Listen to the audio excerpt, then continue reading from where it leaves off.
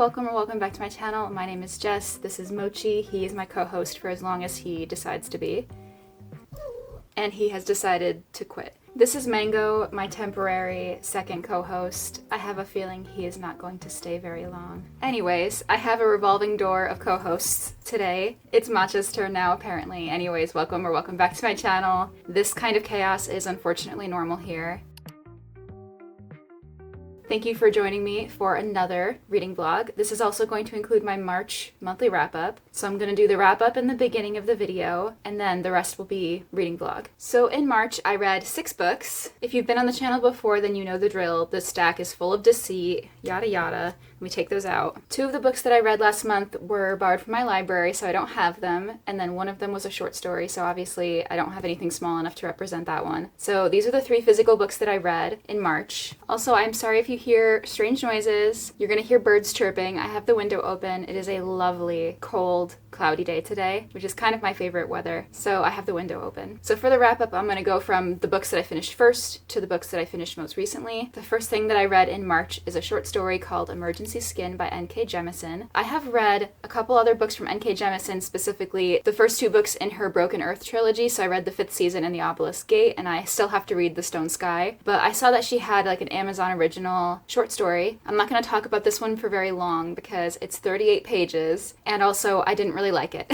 So I'm going to kind of just skim over this one a little bit. So in this short story, Earth has been abandoned by humanity and they've gone to a different planet. Humanity had basically destroyed the Earth. It was in a state of climate crisis, I think, and there was no resources, all these other things. The kind of typical like sci-fi setup for humans leaving Earth. And all of the, I think specifically the wealthy, got up and left Earth in an act called the Great Leaving. And once in a while they have to send somebody down to Earth to gather some kind of biological resource that is crucial for life on their new planet. But basically we follow a person who is from the new planet that humanity has established. They sent him down to get this biological material, whatever they need. And the person has an AI that is implanted in their head and is kind of telling them what to do and directing them with their orders. I talked about this a lot in my previous reading vlog, and I kind of went over all of my feelings about it, but basically the AI in this person's head is kind of the most toxic, terrible, red pill, incel rabbit hole kind of speak that you could imagine. I just feel like I can't even really explain this very well. I'm not really getting a good grasp of how to explain the plot to you, and I also don't want to spoil anything in this very short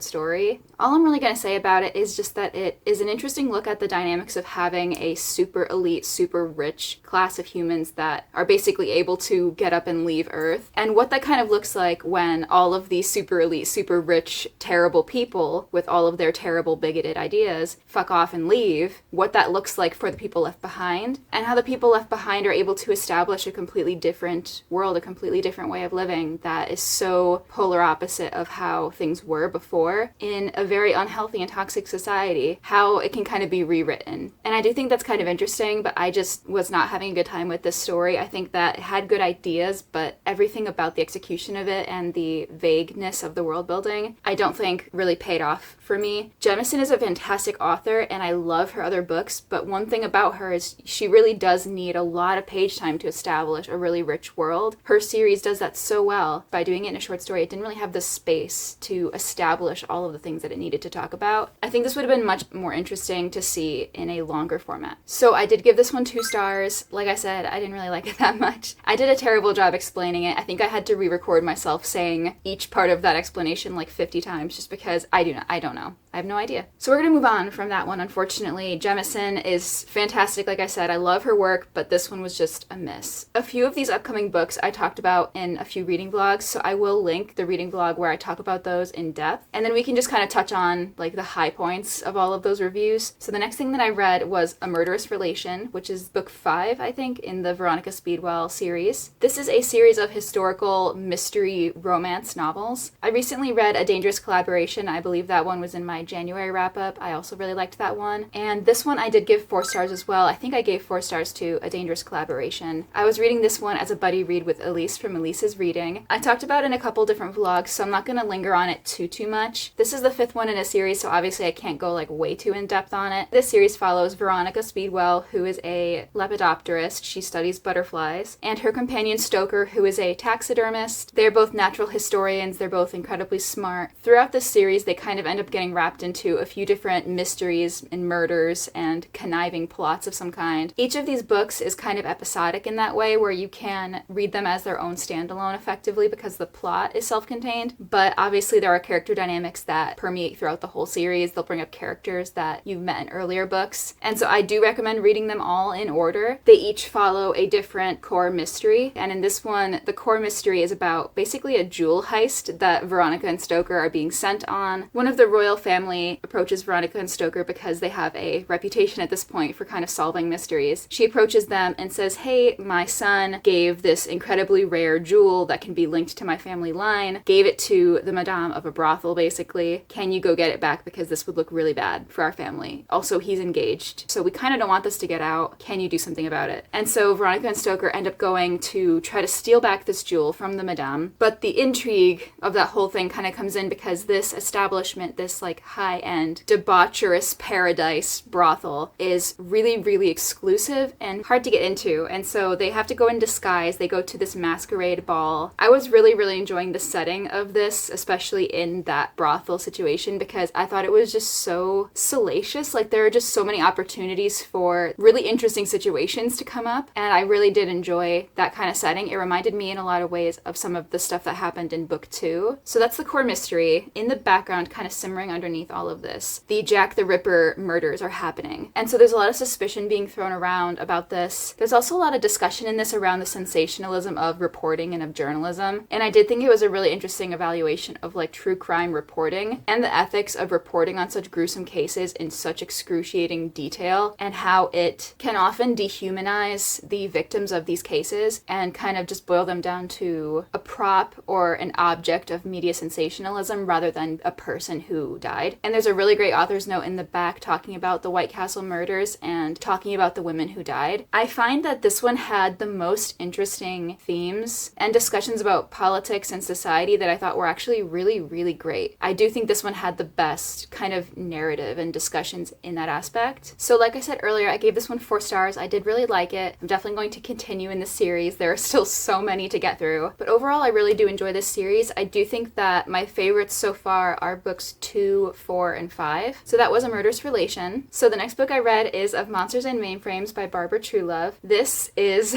such a wild ride. I talk about it a lot in one of my previous reading vlogs. I will link it below. But I loved this book. It was such a wild time. I really don't want to tell you much about this just because it's so just out of left field, a lot of the things that happen in this. It pulls a lot from like campy pulp horror and the kind of monster of the week format that apparently really works for me. I loved a couple books that are like that. So I'm just going to read the synopsis from the back just because that's all I want to tell you about the plot, and then I'll share some of my feelings about it because I really don't want to spoil anything for you. So this book follows a spaceship AI called Demeter. It says Demeter just wants to do her job, shuttling humans between Earth and Alpha Centauri. Unfortunately, her passengers keep dying, and not from equipment failures, as her AI medical system steward would have her believe. These are paranormal murders, and they began when one nasty, ancient vampire decided to board Demeter and kill all her humans. To keep from getting decommissioned, Demeter must join forces with her own team of monsters: a werewolf, an engineer built from the dead, a pharaoh with otherworldly powers, a vampire with a grudge, and a fleet of cheerful spider drones. Together, this motley crew will face down the ultimate evil, Dracula. So that's the premise. It's as wild as it sounds.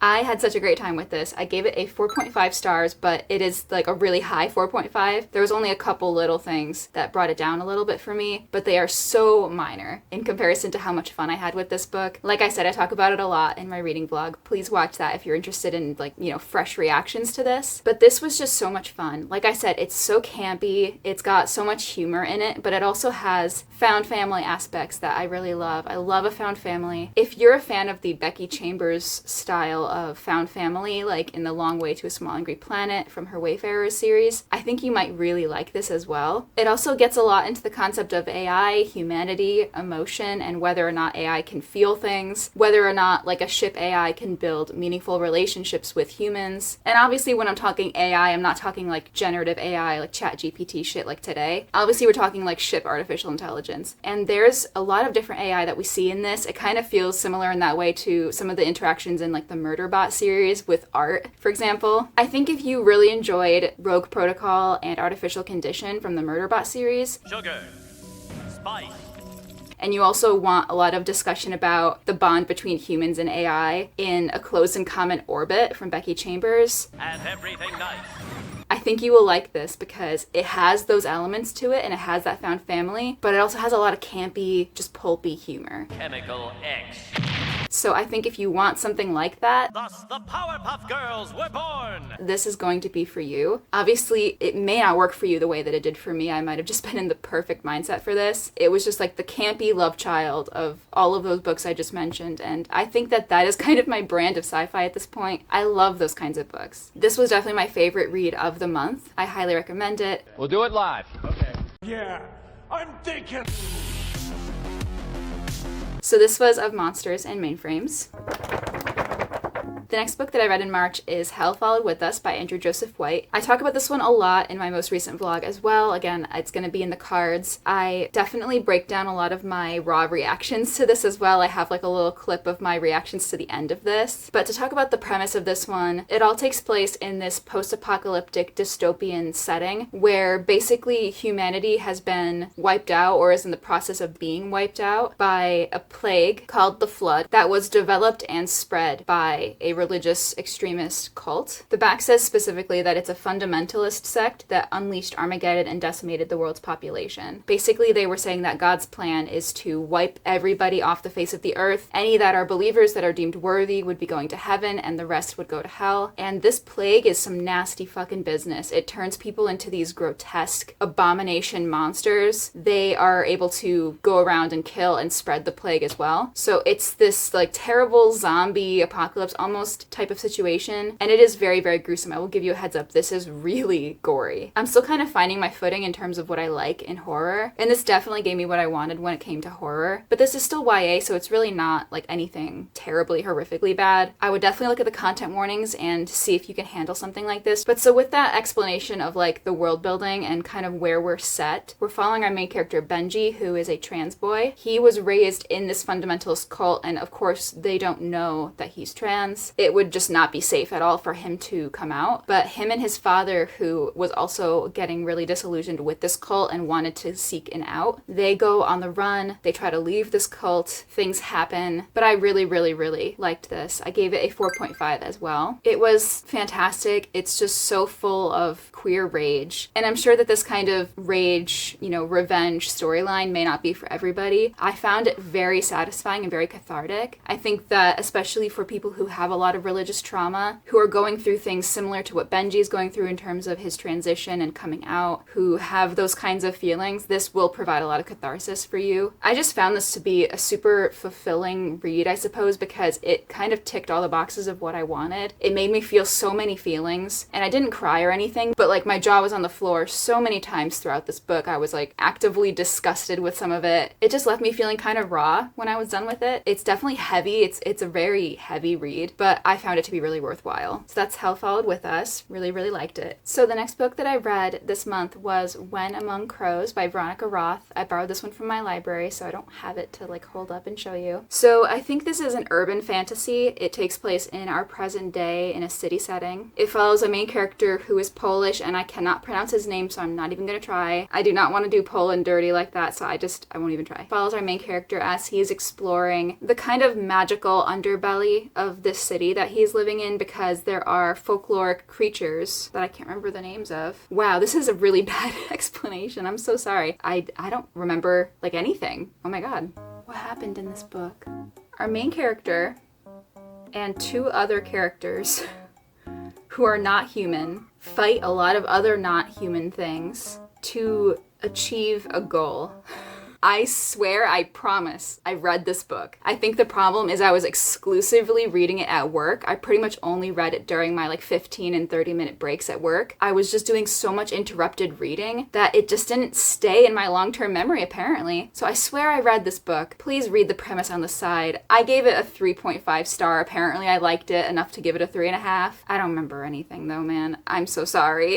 Hey, so this is Editing Jess. I'm just here with a couple updates. You're gonna see me periodically throughout the video. Just want to let you know, don't panic. So the first thing I just wanted to come in and say here is that I clearly do not remember hardly anything about When Among Crows, and I think that I was being very generous at the time, giving it a 3.5. So I have since then dropped my rating to a 3. Let's move on to the last book that I read in March because I'm running out of brain cells for the day. The last thing that I read is Sunrise on the Reaping. I'm currently working on a reading vlog for this book. I believe it may be out. It's going to be out by the time that you see this video for sure. So I'll put that in the card up above. Please watch that if you want my in-depth thoughts on this, especially some spoiler related thoughts. I'm not going to go into spoilers here, but for those of you familiar with the Hunger Games series, you might know that this is a prequel to the Hunger Games trilogy. This is one of the 2 prequel books. The other is The Ballad of Songbirds and Snakes, which I have not read. This follows Haymitch Abernathy from the trilogy, and it takes place during his reaping where he is chosen as a tribute for one of the Hunger Games. It is the 50th Hunger Games, which is a quarter quell, is what they call it. And during this quarter quell, there's always some extra condition to make it even more terrible for the tributes. And this year, the whole shtick of the quarter quell is that they took double the amount of tributes. So there are 4 tributes from each district, each of the 12 districts, that are going to fight in this killing arena called the Hunger Games. I'm sure you're familiar with the premise of the Hunger Games and the world building of like the 12 districts, the capital. If you're not, I would definitely not read this until you've read the trilogy because there's a lot of callbacks to the trilogy. There's a lot of characters that are mentioned that you wouldn't really know about unless you've read the trilogy, and the epilogue of this directly spoils the events of the trilogy. I did have some thoughts about it that I talk about in the spoiler section of my vlog. I'm not going to talk about them here, but there were a few things that kind of brought down my enjoyment of this book, mainly the feeling that I have read this before, but that's probably something that's not going to bother everybody. I think if you loved the trilogy and you just want more books like that, like the same kind of formula, you will like this as well. A lot of people were really, really, really emotional about this one, and they said that they sobbed a bunch of times. I didn't cry, but that's because I was in my like apathy phase before I got my period, where nothing feels good and I don't get any enjoyment out of anything. So that was unfortunately a me problem where I was just in the wrong headspace reading this. Specifically when I finished the book, I guess, is when I was in a bad headspace. I think that it just kind of continues the conversation about the themes in the trilogy, specifically around political propaganda, oppression, uprising, and freedom. All those themes that we got in the Hunger Games trilogy, obviously they continue in here. I'm glad I read this one, even though maybe I had like some hot takes that people don't agree with. I still did enjoy it. I gave it a 4-star. Hey, it's the editor again. I have also dropped the rating on this one. I have lowered it to a 3-star. Please don't kill me. Please don't kill me. Anyways, back to her. Sorry that the explanation for this one was a little on the shorter side. It's just I literally just talked about it in my vlog, so I don't want to retread the same ground that I just did.